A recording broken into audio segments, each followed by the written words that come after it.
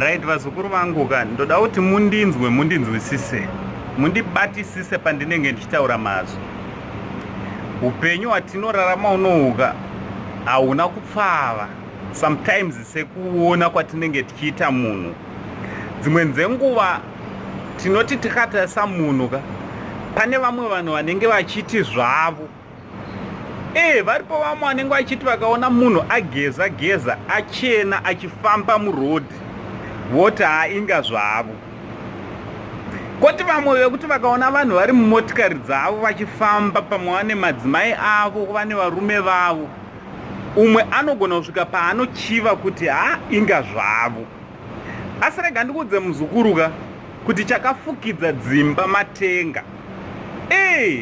Zvakawanda zvinenge zvichiitika muupenyu hwevanhu unogona kusanzwisisa. Right, inzwaka kana ungasati wasubscribe to this channel ka, I kindly ask you kuti muzukuru hapana chakumirira. This is our family channel anditi.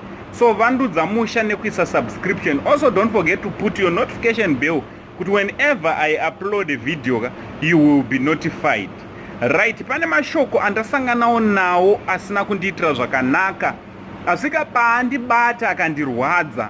Mashoko anyorwa nemuzukuru wangu anonzi Yetafadzwa Ben anditi, kana kuti vazhinji tinomuziva nekuti DJ Shugeta. Right, DJ Shugeta ndofunga tinomuziva, ndiye mukomana anga ari kumaneja chikwata chanakapfupi anditi. Mukomana waya akamira zvakanyanya nakapfupi namarabha, zvikuru sei pairwara marabha anditi. Right, mukomana uyu ane zvaanyora makuseni kuFacebook. Right, inzwai zvaanyora, ndoda kuti muzvinzwire, ndo zvandaisa mumasaiti.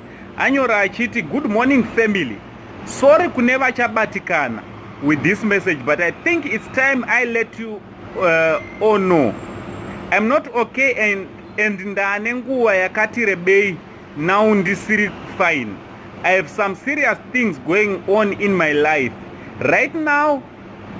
Sorry.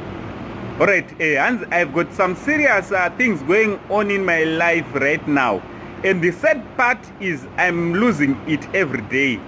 Suicidal thoughts, anxiety, all that anditi zvichidaro. So ndoda ndigumire papa paataura nyaya yesuicidal thought neanxiety anditi.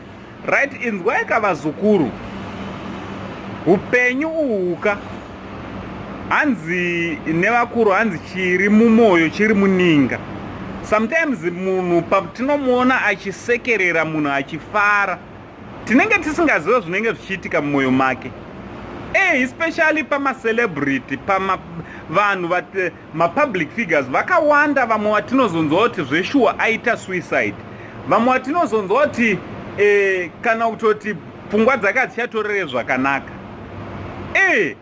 Why? Because kazhinji tinovaona vachiuya kupublic vachisekerera. Kazhinji anenge achizviitira imimi vanhu vanomucelebrata. Kazhinji vanenge vachiita izvi nekuda kwokufadza imimi. But ukaona munhu azosvika pakunyora tsamba yakaita seyandaisa panapa, achinyorera kune vanhu vanomusapota kana kuti kune vanhu vanomutsigira, anenge abva nekure. Zvine zvaripo zvakawanda zvine zvichiitika. So ndinoda kuti kudiko vazukuru vangu, ndoda kungopawo advice kune vanhu vanogona vane zviri kuitika muupenyu hwavo zvavasingagone kutaura, zvavasingagone kuwinza papublic sezvaita muzukuru wangu Shugeta. Muzukuru ka, kucommita suicide is not an option. Manzwa wazukuru, kunyange tikapinda padepression, bvunzai nini sekuru wenyu. Ndakapinda nepakaoma asi handina kuzombofunga kuzvipfuudza, nekuti paunozvipfuudza wakanganisira kwete life yako chete, iwe unogona wapfuura zvisina basa. But kana uine mhuri yako unofungawo here pamusoro pezvayo. So ndo mashoko andangondiuye nawo, handisi kuda kutaura zvakawanda. Munotiwo kudii, ngataure nekuma comments nenyaya yemuzukuru wangu DJ Shugeta. zvingava zvii zvinogona zviri zvikuitika muupenyu hwake zvazosvika pakuti afunge mashoko kana kuti afunge nzira dzakadai. So ataura akati zvoni ndichange ndisipo musiri kundiona zvakanyanya nekuda kwokuti ndiri kuda kuti ndimbogadzirisa zviri kuitika mulife mangu. So ngatingomunamatire muzukuru wangu uyo, handiti tingomunamatira pane zviri kuitika kuti Mwari amurwire zvikuru sei kuti asafunge mweya wekuzviuraya.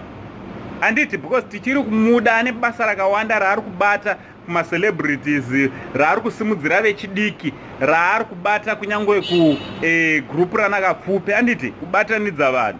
So tichiri kuda kuti arambe achiendera mberi nemabasa ake akanaka ari kuita. So let's pray for him, handiti timunamatire kune vanogona kumunamatira. Tiwanwe tiri tinongopfugama kuti Mwari whatever zvaari kuenda whatever is going through awanikwe ari anorerutsirwa mutoro naMwari. Much love.